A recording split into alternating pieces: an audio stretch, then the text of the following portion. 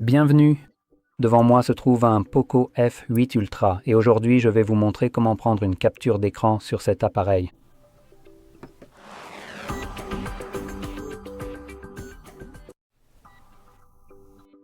Pour commencer, vous devez ouvrir le contenu que vous souhaitez capturer. Pour cet exemple, j'utiliserai l'écran d'accueil qui est déjà ouvert et visible sur mon écran.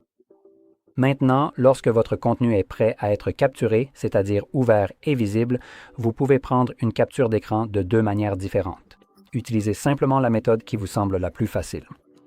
La première façon de le faire consiste à maintenir enfoncé le bouton d'alimentation et le bouton de réduction du volume. Une fenêtre s'affiche ainsi et voici votre capture d'écran. Les options de défilement et de partage apparaissent ici et cette fenêtre s'efface rapidement sans action de votre part. La deuxième méthode consiste à faire glisser 3 doigts vers le bas sur l'écran. Cela fonctionne exactement de la même manière. Utilisez donc la méthode qui vous convient le mieux. Une fois que vous avez pris une capture d'écran, vous pouvez retrouver toutes celles que vous avez prises en allant dans votre application Galerie. Maintenant, nous en avons deux. Nous avons les photos ici, je crois. Oui, nous avons Photos et nous devrions aussi avoir Galerie. Voilà, c'est juste ici. Je vais utiliser Galerie, revenez en arrière, car c'est, à mon avis, une application un peu meilleure.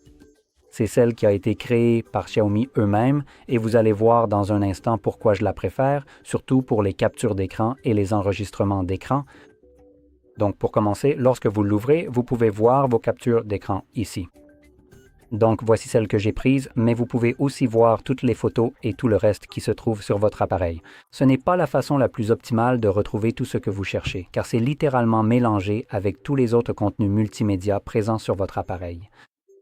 Donc ce que je vous recommande de faire, c'est d'aller ici, sur le deuxième onglet, qui sera Albums, et vous voudrez sélectionner Captures d'écran et Enregistrement d'écran. Maintenant, c'est coupé ici, mais vous pouvez quand même l'apercevoir.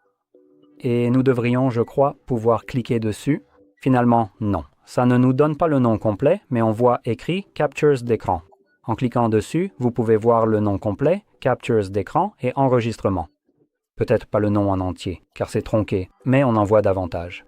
Rien n'apparaît ici parce que l'onglet Enregistrement d'écran est sélectionné. Alors passons aux captures d'écran. On ne voit désormais uniquement que les captures d'écran. Il n'y a rien d'autre à trouver ici à part les captures d'écran. Et pour les enregistrements d'écran, il suffit de changer d'onglet. Encore une fois, il n'y a ici que les enregistrements d'écran, rien d'autre. Ce qui rend la recherche de n'importe quel type de contenu très facile, à condition qu'il s'agisse de capture d'écran ou d'enregistrement d'écran. Donc encore une fois, vous pouvez voir ici les captures d'écran que j'ai prises.